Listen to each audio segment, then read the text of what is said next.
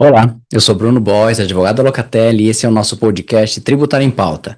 Mais uma vez, estamos aqui em videocast, nesse formato que possibilita essa interação positiva, buscando sempre trazer temas relevantes, importantes para cada um de vocês. Então, nós gostaríamos muito de agradecer a audiência, de agradecer a atenção especial de vocês. Se você tem interesse em algum conteúdo específico, alguma dúvida, deixa aí nos comentários, entre em contato conosco. Nós sempre vamos ter a satisfação de buscar e pesquisar e desenvolver conteúdos que levem essa informação e esse conhecimento para cada um de vocês. O nosso tema hoje é um tema altamente complexo, mas extremamente necessário. Nós vamos falar da reforma da renda e analisando aí principalmente os impactos da reforma da renda já sentidas pelas pessoas jurídicas, sobretudo relacionadas às novas regras de adaptação da legislação tributária brasileira. As regras Globe, né, que vem aí impulsionando, de alguma forma, a parametrização internacional com uma tributação mínima para empresas multinacionais e que vem trazendo um redesenhar da nossa tributação nacional, buscando inspiração nessas referências internacionais da OCDE. Outro ponto importante é que nós estamos vivendo uma reforma tributária sobre consumo, né, neste momento, nacional, mas também já estamos sendo impactados por uma reforma tributária internacional, arquitetada, como a gente mencionou, pela OCDE. E dentro desses contextos, nós tivemos aí esse processo de adaptação iniciado com o Pilar 2, a partir inicialmente da medida provisória 1262 e posteriormente pela lei 15.079, ambas de 2024, o que demonstra que nós já precisamos olhar para esse tema porque os impactos já estão sendo sentidos. Nesse contexto, com muita complexidade, muitas dúvidas, é que nós temos aqui hoje a nossa convidada especial, que além de tratar sobre esse tema, também vai mencionar um pouco, dentro da sua expertise, sobre a reforma do consumo relacionada ao setor alimentício e alguns dilemas que já estão sendo vividos e resolvidos dentro da reforma tributária nacional. Nesse sentido, nós recebemos aqui com muita satisfação a nossa convidada especial para tratar desse assunto, para aprofundar em alguns desses dilemas. Temos a satisfação aqui de receber no nosso estúdio a nossa convidada especial, Mariana Dias, que é gerente de planejamento tributário na Arcos Dourados, responsável pela coordenação de atividades estratégicas voltadas ao planejamento tributário, compliance de impostos e operações internacionais, além de ser economista e contadora. Então, temos uma pessoa super especial e adequada para tratar desse tema complexo e que merece a nossa atenção. Seja muito bem-vinda ao nosso estúdio, Mariana. Obrigada, Bruno. Obrigada, Daniel. Obrigada, Eduardo, pelo convite. É um prazer estar aqui. E obrigada pela confiança no meu trabalho e nas minhas palavras, nos meus dizeres para esse tema que é complexo e que eu vou tentar trazer de uma forma mais fluida e mais tranquila para que essa complexidade seja entendida por todos. Claro, a gente tem certeza disso.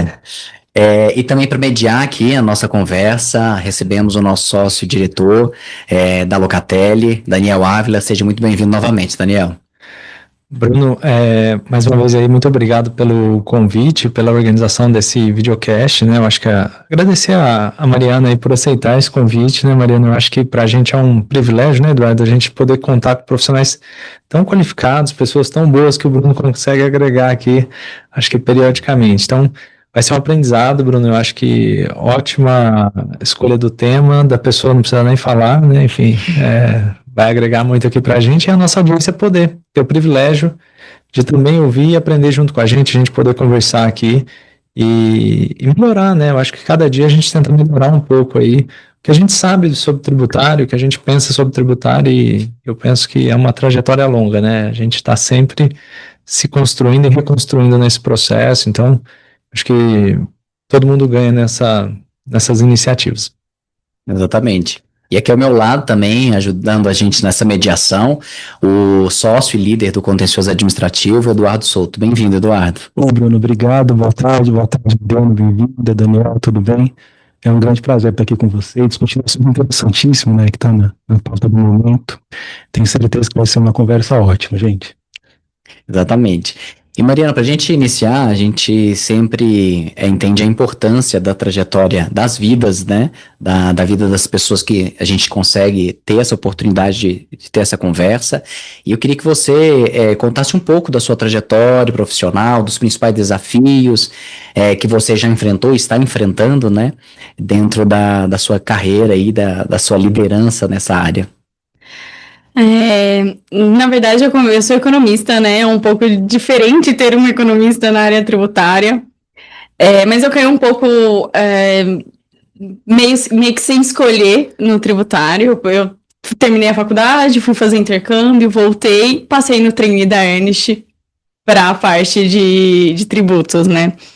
E lá eu comecei. Lá eu tive a oportunidade de experimentar um pouquinho de cada coisa, escolhi ficar em diretos, então a minha base de estudo, a minha base de trabalho sempre foi a tributação da renda, vai fazer uns 10 anos já que eu estou nessa área. Fiquei na Ernst por um tempo dentro de tributos diretos, fiz outsourcing, fiz auditoria, fiz um pouquinho de tudo ali. Resolvi para a empresa, também na parte de imposto de renda, e comecei a ter o contato com o internacional, que foi quando eu falei assim, eu gosto muito disso.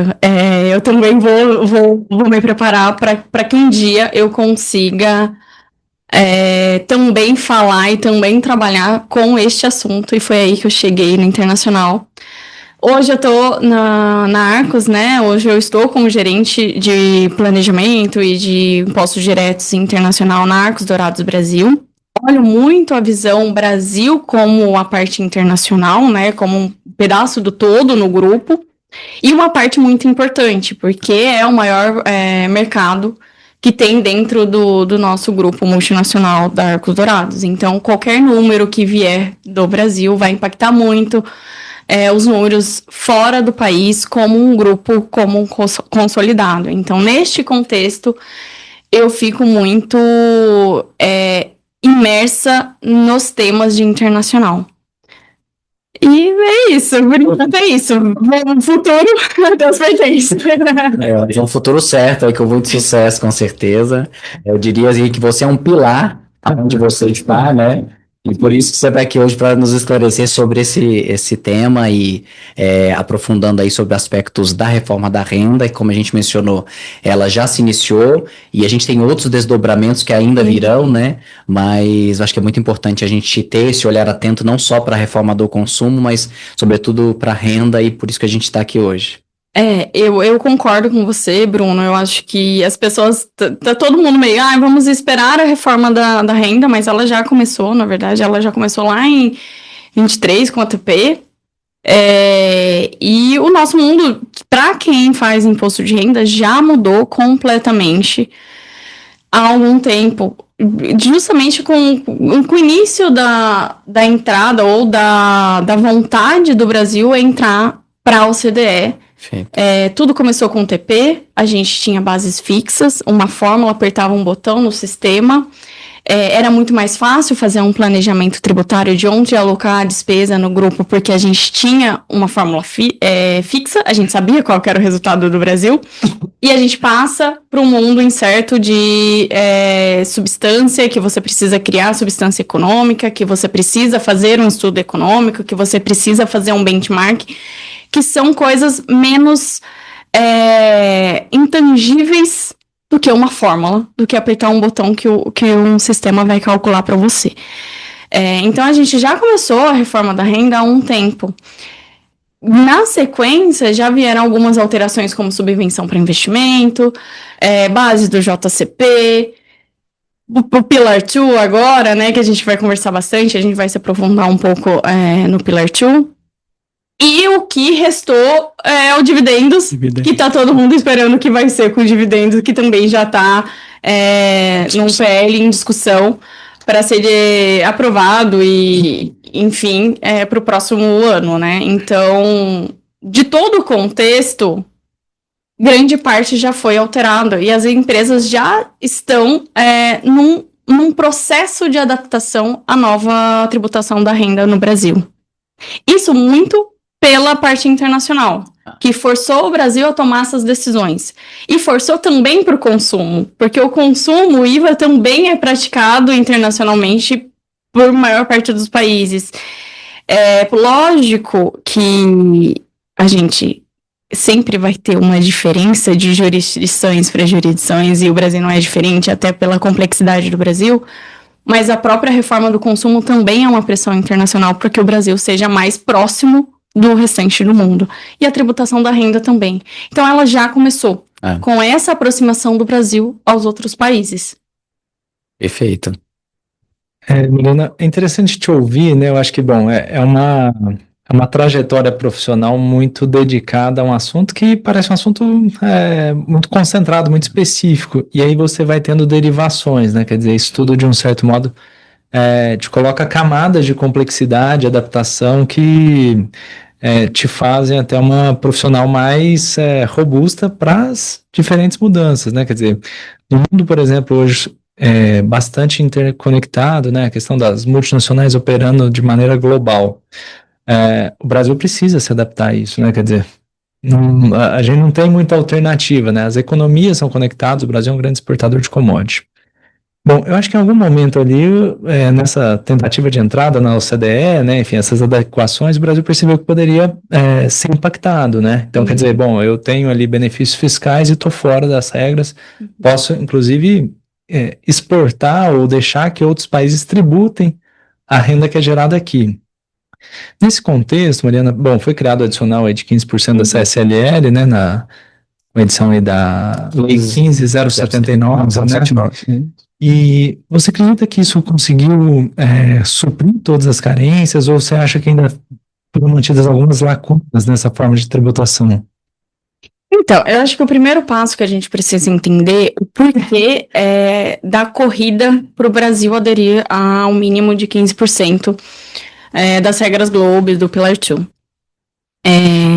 Na verdade, isso é uma pressão também da OCDE, da organização, para que todos os países respeitem a mesma regra, a mesma diretriz, vamos dizer assim, falar mais a língua da OCDE, né? Para que um grupo de países sigam as mesmas diretrizes tributárias, para que seja uma forma mais coesa de fazer negócios no mundo. A OCDE busca isso. E com o mundo digital, ficou cada vez mais difícil a gente entender de onde de fato é cada receita. E de cada o que cada jurisdição pode ou não tributar com o mundo digital, onde todo mundo pode trabalhar em qualquer lugar ou pode produzir em qualquer país.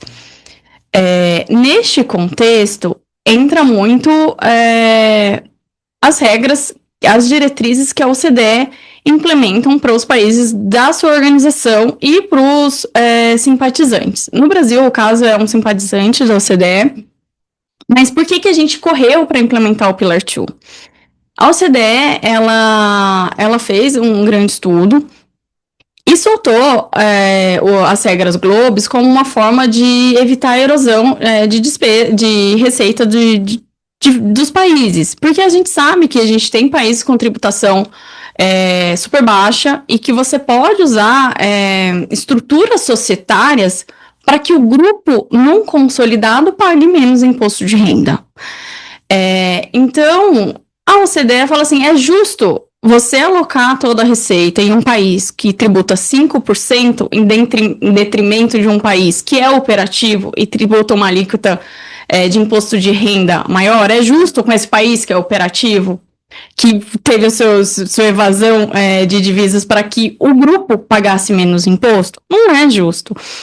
E neste contexto, a OCDE estipulou um mínimo de 15% para que todos os países recolham 15% mínimos de imposto de renda na sua jurisdição. Por que o Brasil saiu correndo para aderir isso? Porque nessa diretriz, se você não tributar a sua receita em no mínimo 15%, existem sistemáticas que outras jurisdições vão poder tributar a sua receita no mínimo de 15%. se você não tributar 15% da sua receita, ou a sua matriz vai tributar a diferença, né? O Brasil tributa 10%. Então, esse 5% vai ser tributado pela matriz, ou por alguma irmã, ou por alguma outra empresa do grupo. Para evitar que outras jurisdições tributem a nossa receita, a gente falou, opa, vamos correr, porque tá todo mundo aderindo ao Pillar 2, se eu ficar para trás, eu vou perder a arrecadação da minha receita, do meu país. Então, eu vou implementar o Pillar 2 do dia para a noite. A gente sabia que a gente tinha um texto ali para ser publicado e tudo mais, mas que ninguém imaginava que ia ser, de fato, em um dia, 11 horas da noite, que você ia acordar com o Pillar 2 implementado e, enfim, ninguém sabia que ia ser assim, no apagar das luzes. Mas foi por isso, para garantir que o Brasil arrecade a receita que pertence ao país, porque é a justiça tributária. E o Brasil, neste contexto, ele escolheu a tributar a sua própria receita. Eu citei que existem sistemáticas diferentes que a matriz pode tributar ou que as empresas irmãs podem tributar. O Brasil, neste momento, ele escolheu tributar a sua própria receita, que é o KID e MTT, que é os créditos qualificados e todos mais, mas a gente escolheu por essa versão.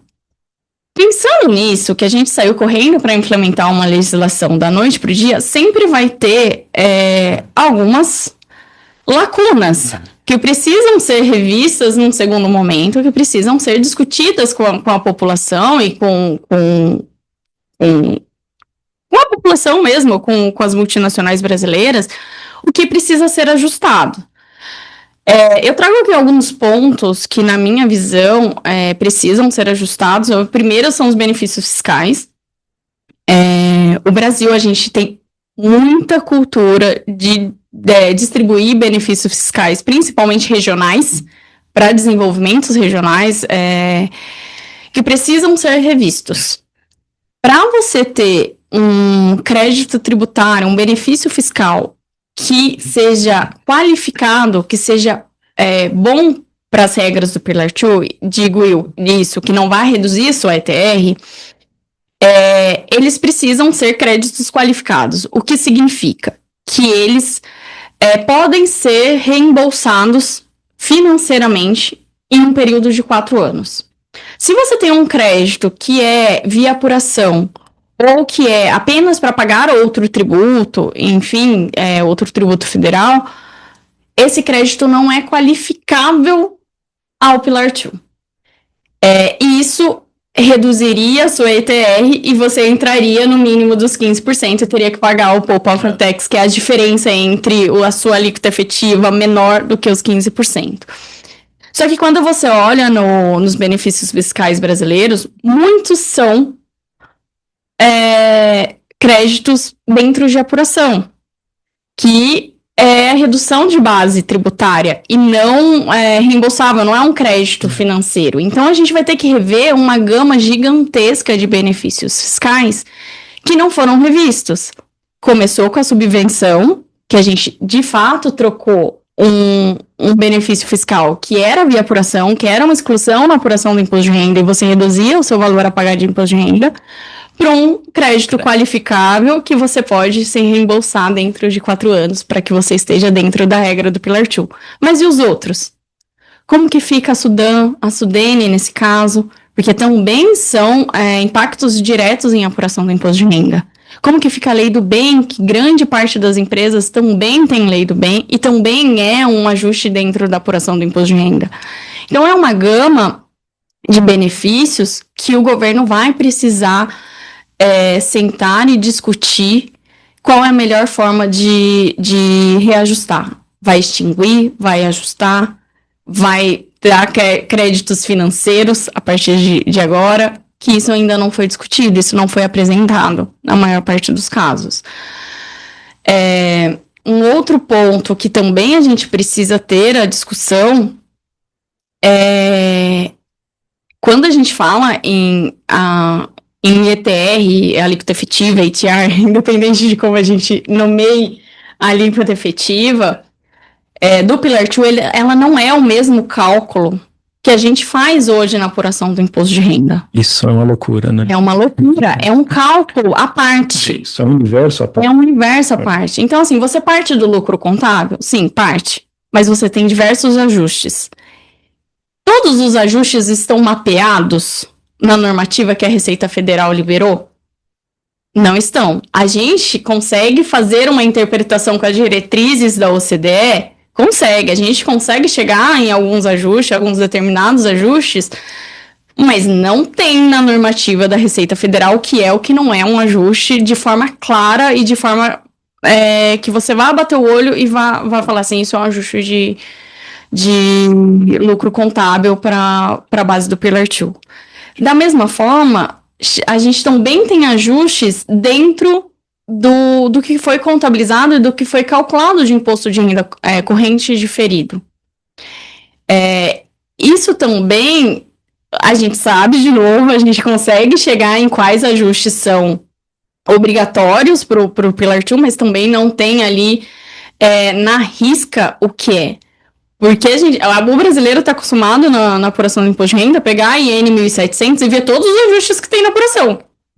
Você tica ali no anexo, esse entra para o IR, esse não entra. Esse entra para CS, esse entra para o IR para CS. A gente não tem esse disclosure no Pillar 2. Enfim. E o último também, que eu acho que daí os advogados podem responder, que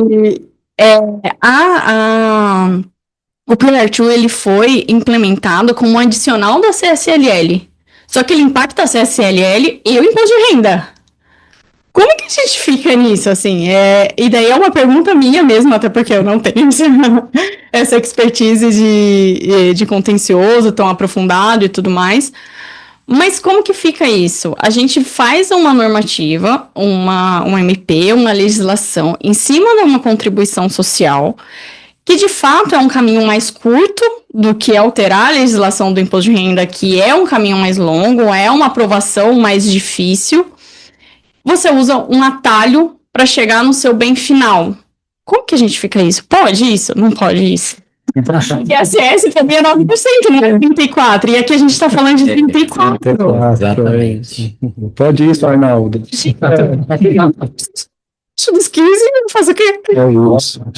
Não, mas dona, enfim, acho que trouxe acho que pontos muito importantes, né, Maria? Essa questão da qualificação dos benefícios, de fato, acho que é uma questão que tem que ser raciocinada e pensada com calma, né? Porque além desse que você comentou, você ainda tem a amortização de ágio, dedução de JCP, né? Isso, e diversas outras exclusões temporárias ou definitivas que merecem reflexão sobre esse ponto, né? Esse é fundamental essa reflexão, né? E são temas, desculpa de recordar, são temas bem específicos do Brasil. Porque a amortização de ágio é coisa de brasileiro. É isso.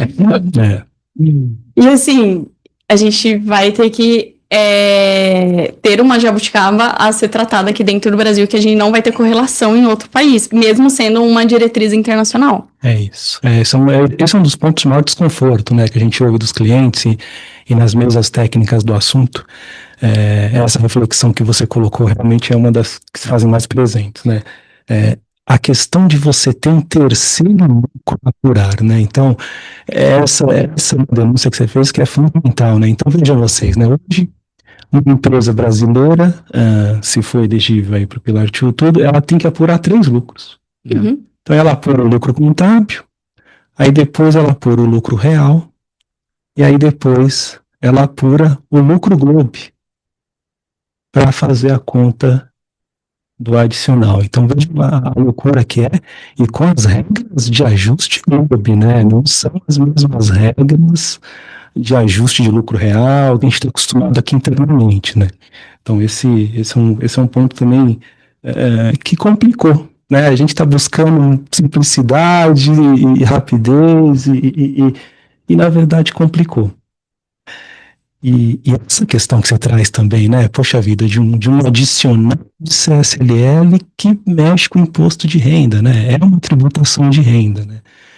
Essa reflexão também existe, né? Poxa, como é que fica isso, né? A pergunta que se faz, Mariana, geralmente entre os advogados poxa, o que é isso, de fato? É um adicional de contribuição social sobre o lucro? E a pergunta a base de cálculo disso que se criou é totalmente diferente da CSLL que a gente tem hoje no Brasil. Então, será que a gente está falando de um adicional da CSLL que se tem hoje no Brasil, ou a gente está cuidando de outra coisa, de um outro tributo, de uma outra fonte de financiamento? E isso tem implicações jurídicas, Mariana, importantíssimas. Porque se a gente concluir que é outra coisa, é uma outra fonte de financiamento, não é uma CSLL propriamente dita, e se aproxima muito de imposto de renda, como você bem disse, porque uma das variáveis de cálculo lá do adicional, que são tipo os tributos abrangidos, ajustados, envolvem os tributos sobre renda da empresa, então de fato se aproxima ao imposto de renda. Se a gente concluir que é outra coisa, você tem todo um caminho jurídico pela Constituição diferente do que foi tomado. Então, vou dar um exemplo rápido, nós precisaríamos talvez de uma lei complementar. Essa lei que foi aprovada não é complementar, não serve. Né? Então, são reflexões importantes que a Mariana acho que está trazendo, né? E que servem para a gente, né? Para os advogados refletirem sobre isso. Agora, uma mudança de uma complexidade como essa, Mariana, a gente fica muito curioso. Qual que é o impacto disso numa grande estrutura empresarial, né? Como que você está hoje lá na Arcos Dourados, né? Quer dizer, como é que vocês se organizam para fazer isso? E eu gostaria que você falasse um pouquinho também do alcance dessa regra, na sua opinião, né? Quais são as empresas que foram de fato atingidas, né, sobre isso, enfim, dando um recado aqui didático para quem está nos ouvindo, né? Olha, essas empresas são atingidas por esta norma, essas não são, e comentar um pouquinho também do impacto lá na Arcos Dourados. Pela regra, são grupos multinacionais que faturam de 750 milhões de euros para mais em um consolidado. Então, são conglomerados de multinacionais que têm um faturamento maior do que esse. Você sendo uma empresa que está dentro desse limitador, você já está dentro das regras do Pillar 2. Isso me traz um ponto para a gente aqui no Brasil, que quando a gente pensa em Pillar 2, em OCDE, em regras internacionais, a gente fala, só empresa muito grande aqui no Brasil vai entrar nessa regra. Mas não, gente, se você é um braço pequeno de lucro presumido de um grupo multinacional que você está localizado no Brasil, você vai entrar nessa regra. Olha só. Mesmo não sendo um lucro real super, mega lucrativo para o grupo.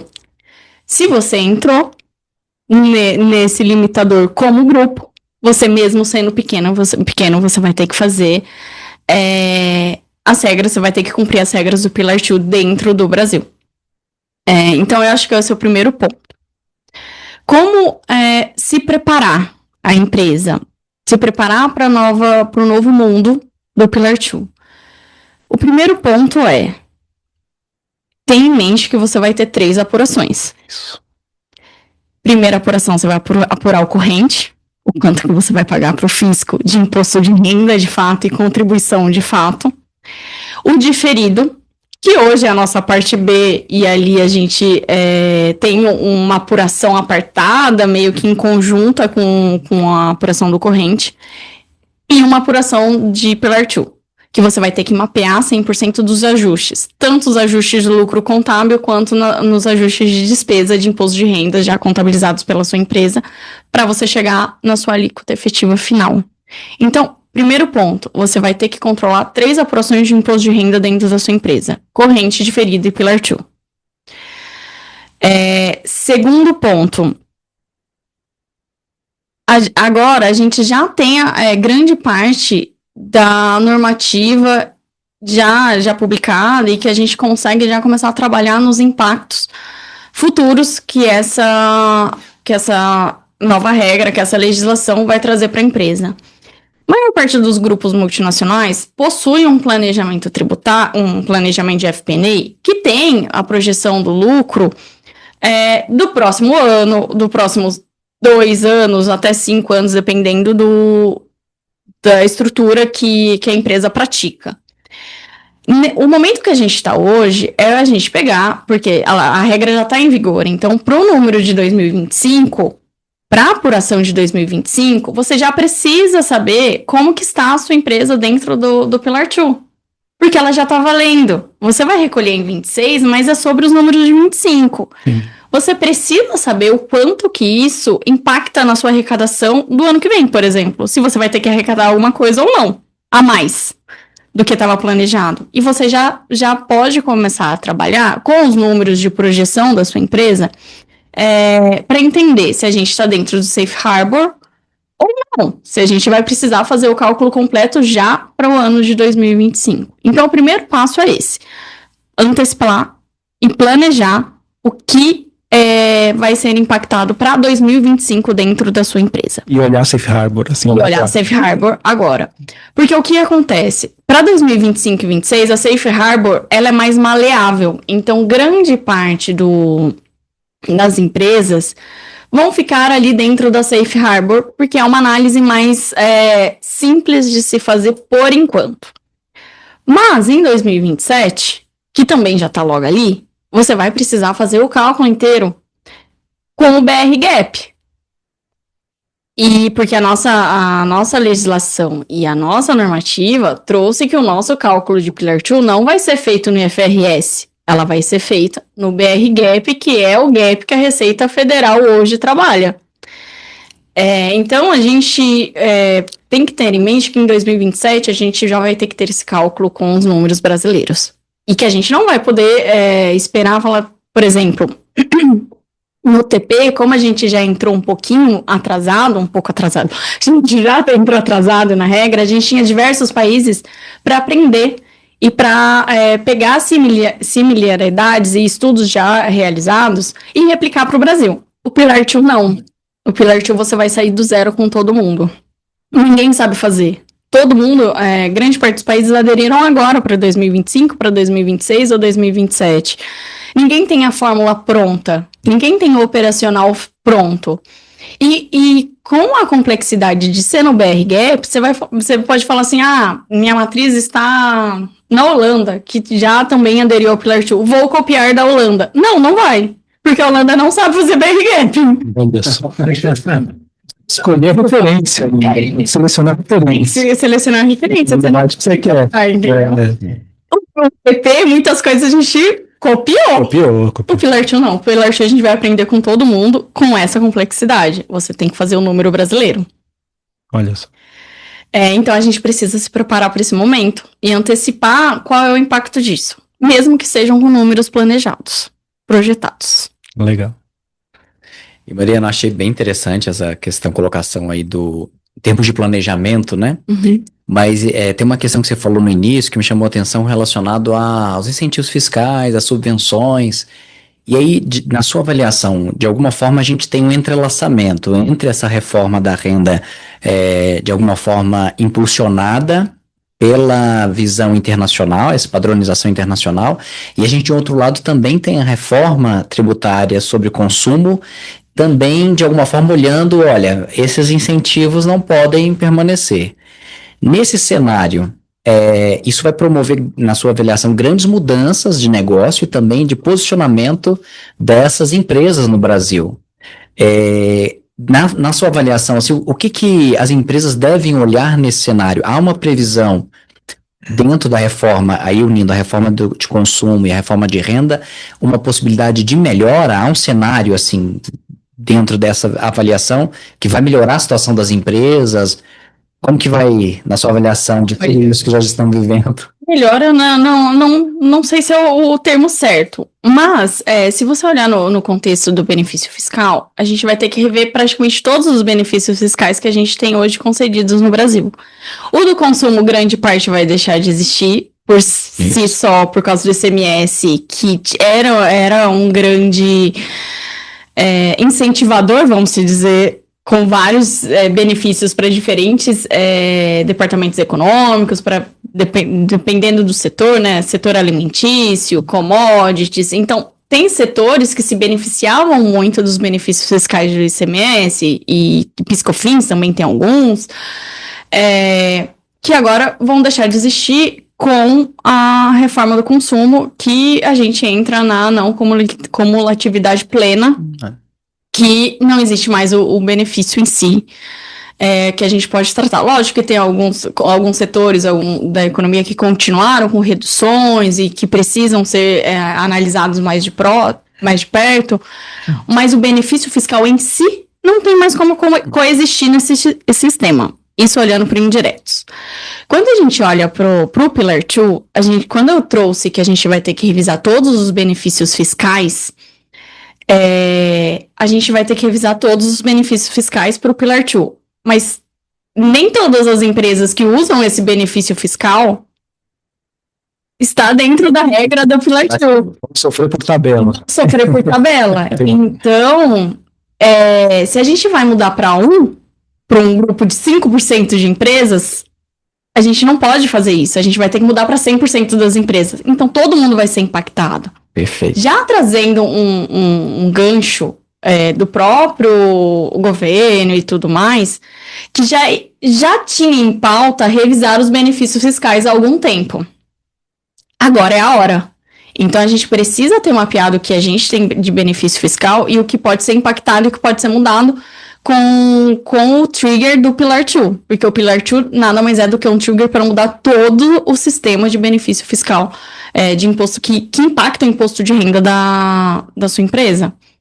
Isso vai acontecer, porque para você ter um crédito qualificável, você precisa mudar o benefício fiscal. É isso. E a gente precisa estar qualificado nas diretrizes da OCDE, porque senão a gente não entra no cálculo global de arrecadação mínima de 15%.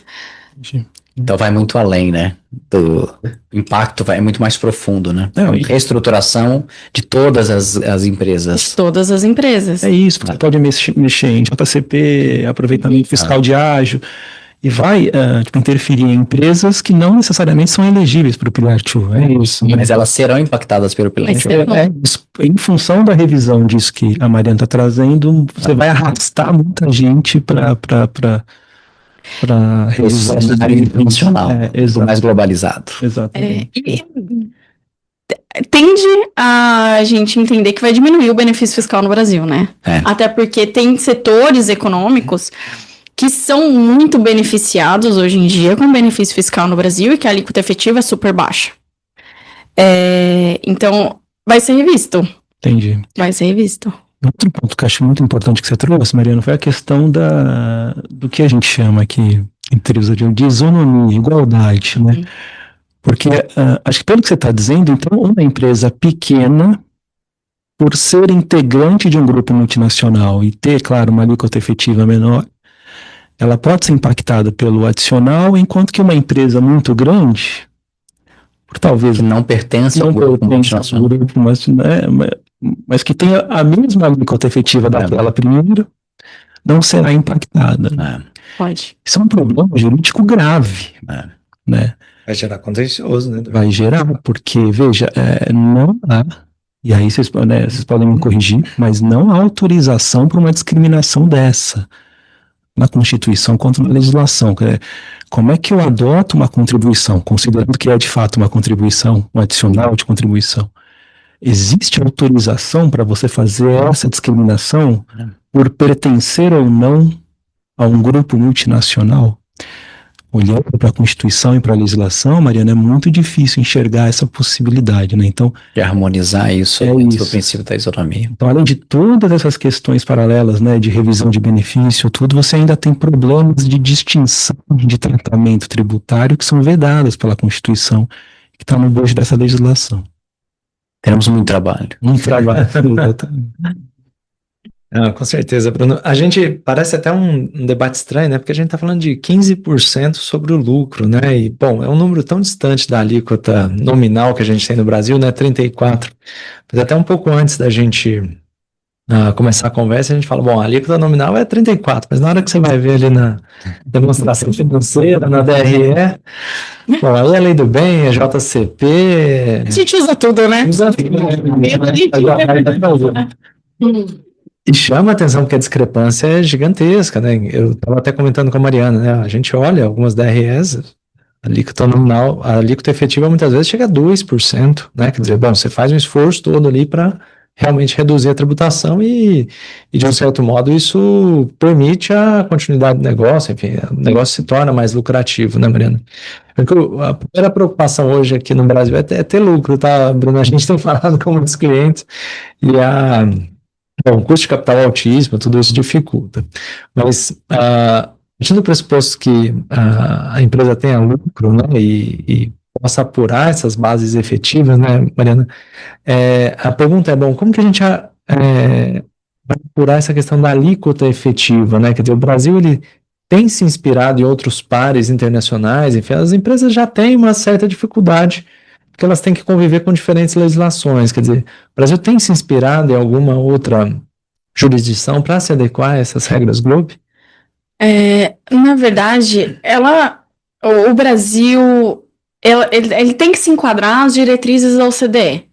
Para o Brasil ser qualificado dentro da regra dos mínimos dos 15%, ele precisa estar aderente às diretrizes da OCDE. Então, a gente tem um norte, mas o cálculo pronto ainda não.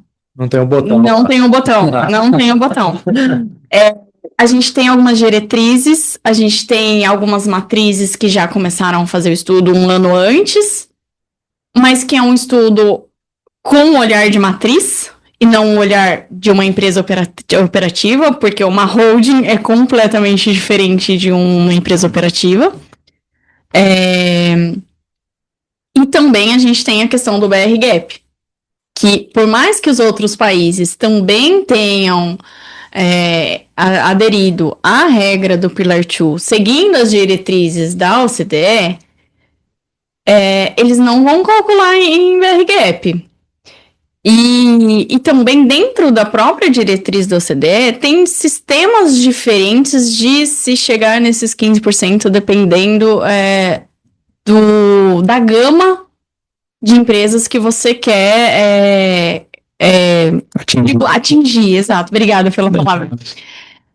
O Brasil escolheu tributar a sua própria renda, então ele não vai olhar se algum outro país não tributou 15% e vai puxar a tributação para a gente. Pelo menos não por enquanto, né? O Brasil focou em a renda é minha, eu tributo 15% e ninguém mais tributa essa renda. O dinheiro fica aqui. Alguns outros países não. Além desses, também colocou sistemáticas que são permitidas dentro das diretrizes da OCDE para tributar os outros países. Que é o problema da gente, se a gente não tributar, o outro país vai tributar. Vai capturar aqui, né? Exato. Então, existem outras sistemáticas de se chegar no cálculo do Pillar 2 justamente por causa dessa diferença. Tem uma sistemática que só a matriz vai tributar, tem a sistemática que as irmãs vão poder tributar também, o país que não atingiu 15%, mas são cálculos e sistemáticas diferentes de controle. Então, nem todo mundo segue a mesma regra, por mais que ela seja no mesmo caminho da tributação mínima de 15%. Entendi. Então acho que pelo que você está dizendo, a gente não tem muita referência no nosso ITR aqui, a gente não tem muito como olhar lá para fora, é isso, né? Tem diretrizes, mas não tem cálculo pronto. Entendi. Tem o caminho, mas não tem nada feito. Então a gente precisa olhar para dentro de casa. Vou ter que aprender aqui, né? É isso. Acho que esse é um ponto importante também dos critérios de cálculo, porque a legislação do adicional, ela conferiu uma liberdade para a Receita atualizar certos conceitos que vem lá do OCDE, uma liberdade assim quase perigosa, porque no fundo, acabou se atribuindo o poder da própria Receita aumentar ou diminuir essa tributação, né?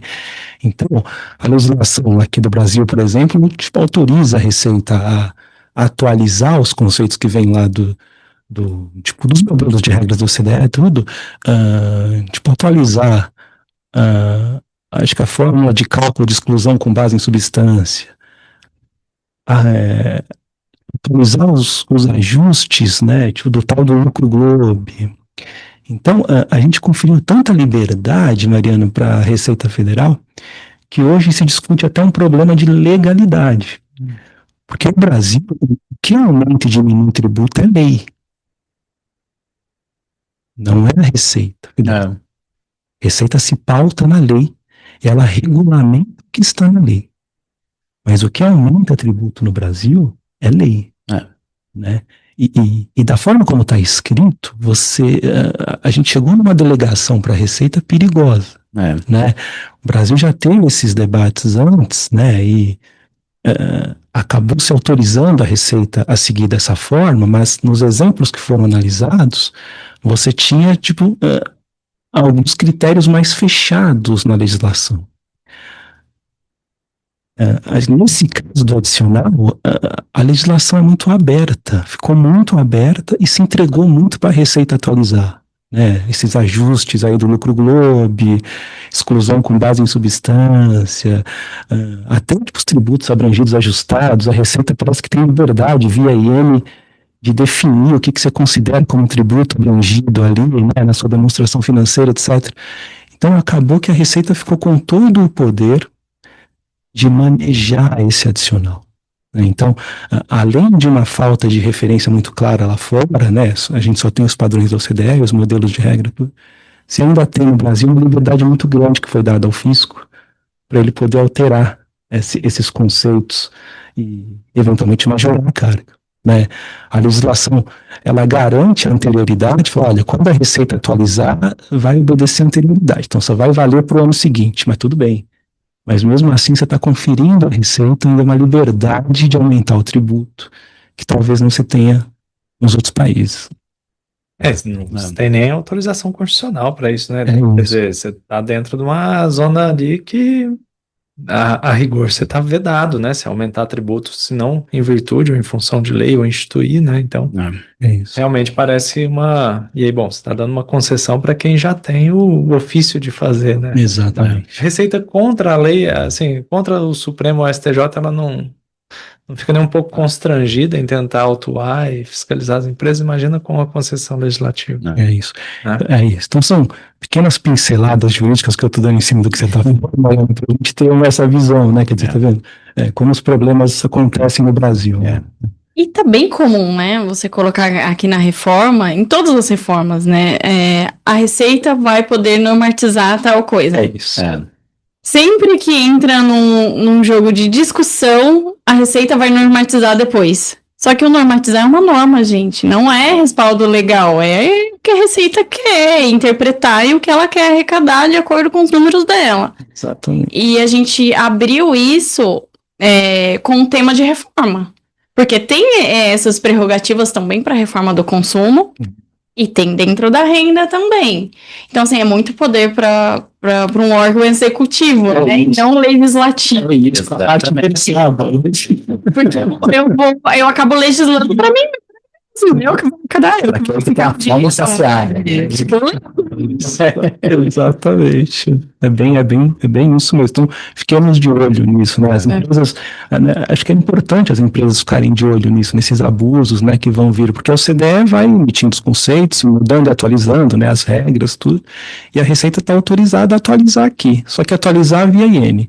Se gerou aumento de carga, não está na lei, a empresa tem que absorver, como é que faz? Como é que você acomoda tudo isso, né? Dentro de um sistema pré-existente, né? Quer dizer, bom, a legalidade é algo consolidado, acho que no sistema com essas balizas que o Eduardo colocou aqui, né? Eu lembro do julgamento de receitas financeiras, lembra que relativizaram essa questão? Exato. 2015. Então, quer dizer, a lei atribuía à Receita Federal, né, ou ao Poder Executivo via decreto, aumentar ou reduzir a alíquota de PIS/COFINS sobre receita. A diferença é que a lei lá ainda colocava um mínimo máximo. Dava baliza, né? Aqui não. Aqui você tem uma densidade legal muito ampla, algo muito abstrato. Né? Sim. Acho que agora a gente pode, já finalizando aqui, rápido. entrar um pouco sobre a reforma do consumo, né? Por favor. Fica à vontade aí. Claro, porque essa também é uma curiosidade, Mariana. Agora tá vindo aí. Aliás, eu fico imaginando como é que vai ser um fiscal em 2026, 2027, né? Um Pilar 2, reforma do consumo, tributação de dividendos que está em discussão. Vai ser uma bagunça, um carnaval, né? Um bloquinho de carnaval. Mas estranho com gente esquisita. Legal, né?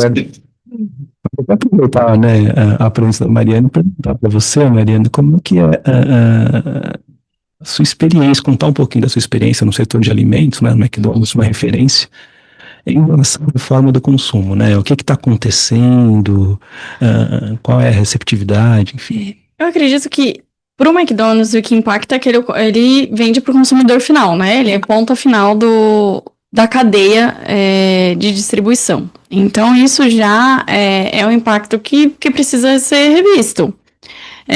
Porque tem margem de lucro, tem tudo, porque a gente está vendendo para a pessoa física no final, que pode ser que não consiga absorver todo o aumento de custo que pode ser que aconteça numa reforma tributária.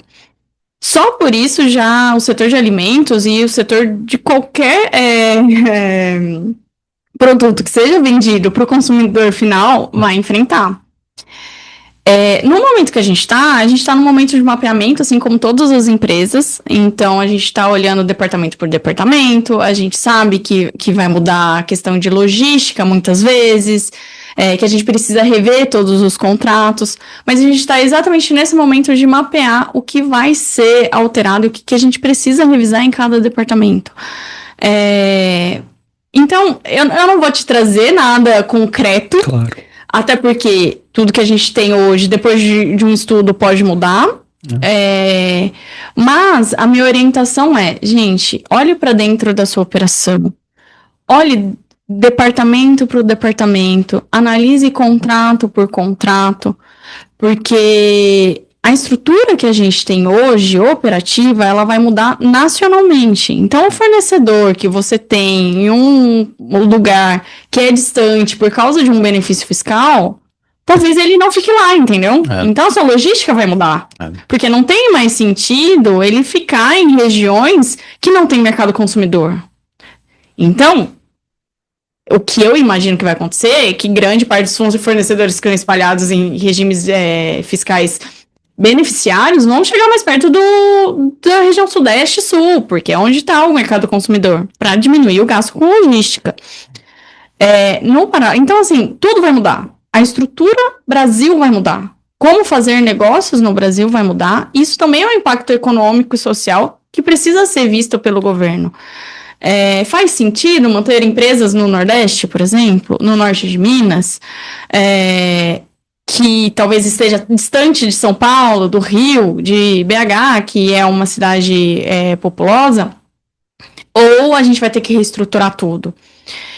Um outro ponto também é que a gente precisa ver todos os contratos da empresa, porque para ter o crédito pleno, você precisa ter que o fornecedor recolheu esse tributo, senão você não vai poder se creditar. É o pago, então. É o pago. Então, você vai mudar o fato gerador é o pagamento. É o finalizou a operação, é onde gera o crédito e é onde você paga o imposto. Então, primeiro que você muda o fluxo de caixa, então isso já está dentro de finanças, ali no beiradinha do tributário 60 com o gerente de tesouraria para negociar. Mas todo o resto também precisa ser negociado, porque a gente está numa sistemática de pagar imposto, olhando o crédito que a gente tem, ticando linha a linha, nota por nota, para ver se é essencial e relevante para a operação. Agora não, tudo vai dar crédito. Mas tudo o quê? E como? Só dá crédito se o fornecedor pagou esse tributo. Se ele não pagou, você não tem crédito. Então, você vai ter que ter um poder fiscalizatório para quem está antes da sua cadeia. Então, você vai fazer um papel de receita ali. Voltamos atrás, Eduardo. Esse debate já tinha sido superado. Isso, né? Porque já tinha se entendido antes que basta ter destacado o imposto, né? O cara da frente não tem responsabilidade pela pontualidade do pagamento do anterior. Mas então agora mudou uma sociedade.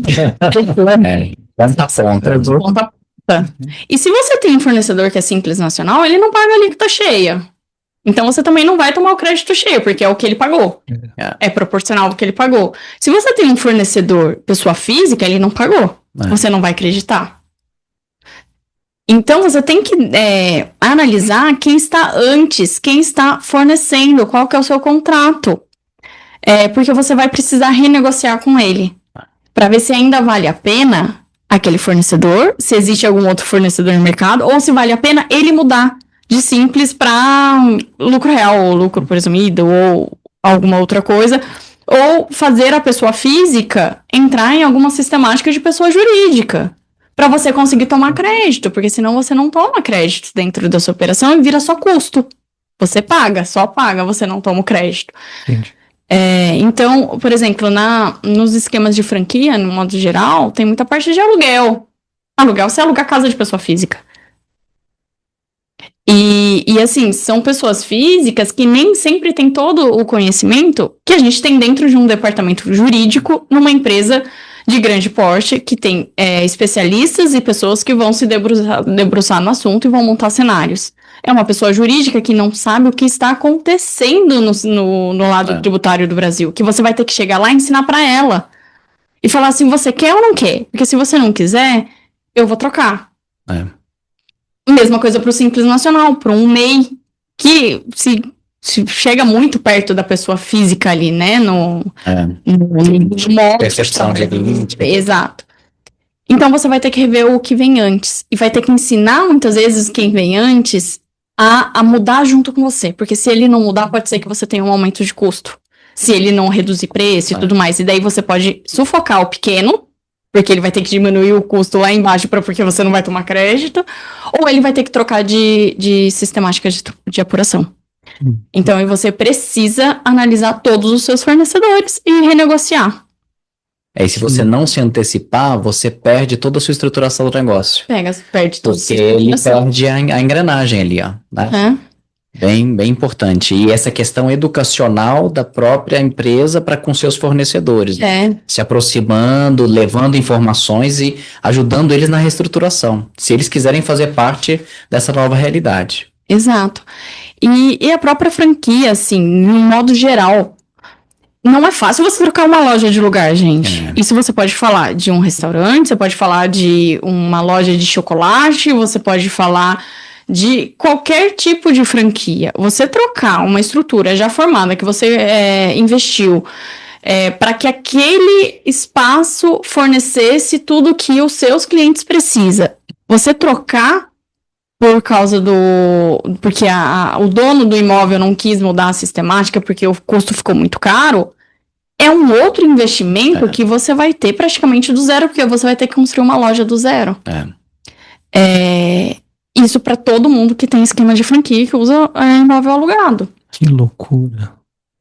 É uma evolução, né? Uma evolução. Exatamente. Você vê, tão sensível a preço, quer dizer, refeição fora de casa, vamos pensar sobre isso. Né? Isso está completamente vinculado à renda, disponibilidade de renda. Qual que é a nossa margem de PIB potencial? Você vê, o PIB do Brasil, o potencial é baixíssimo, né? Então a renda realmente não está sendo incrementada. Então, quer dizer, você tem um aumento de custo, que vão ter essas derivações. Então realmente preocupa. Eu acho que as empresas precisam se mexer mesmo, porque a gente está em contagem regressiva, né, Bruno? 7 meses? Virou a chave. Virou. E não vai acontecer, né? E o varejista que faz a ponta final, qualquer varejista vai sofrer nessa. A gente falou, né? Você falou da adequação dos fornecedores, né? A gente teve em conversa aqui com a Márcia das lojas americanas, ela falou isso, capacitação de times especializados. Isso é um luxo das grandes empresas que têm capital, tem estrutura para ter isso. Grande parte das cadeias de fornecimento estão compostas por pequenos fornecedores. Então, existe uma discrepância, existe quase um abismo de conhecimento e capacidade de reação em relação a isso. Né? E uma outra contrapartida tem os serviços também, né, gente? Que hoje a gente tributava no máximo 5%. Isso. E agora? Vai subir, né? Vai subir? Vai tomar crédito de tudo, mas serviço é muito mão de obra. Serviço. Serviços.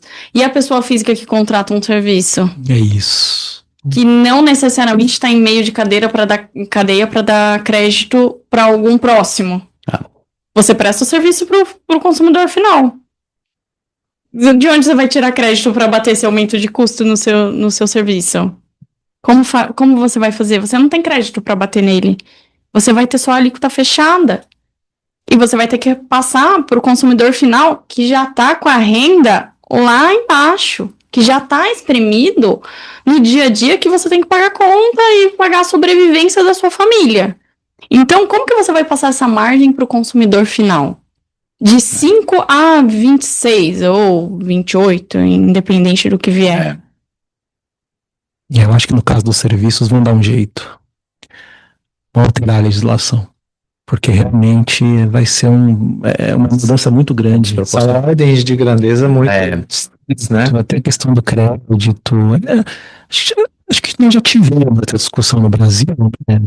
Tipo, PiscoFins virou não cumulativo, né? Acho que o setor de serviços levantou a mão e falou, olha, e no meu caso aqui, né, que minha maior despesa é com o pessoal, né? Teve essa discussão no passado no Brasil, me parece que ficou como tá, mas agora eu acho que vão ter que rever direitinho pro IBS e CBS. Até porque é o grande empregador, vamos dizer assim, são os pequenos que grande empregam, enfim, o serviço, de um certo modo, é 70% do PIB, né, Eduardo?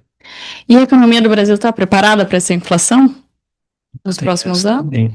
É verdade. Porque você vai aumentar o custo de tudo 20%, no mínimo. E é uma parte inflacionária, porque assim, na indústria pode ser que reduza em alguns setores, mas a gente não tem a garantia que isso vai ser passado para o consumidor final, no preço. Isso não é garantido. E o serviço com toda certeza vai aumentar. Então, e o ajuste inflacionário que o próprio país, a economia do país vai ter que absorver? O quanto isso foi analisado para daqui até 2033.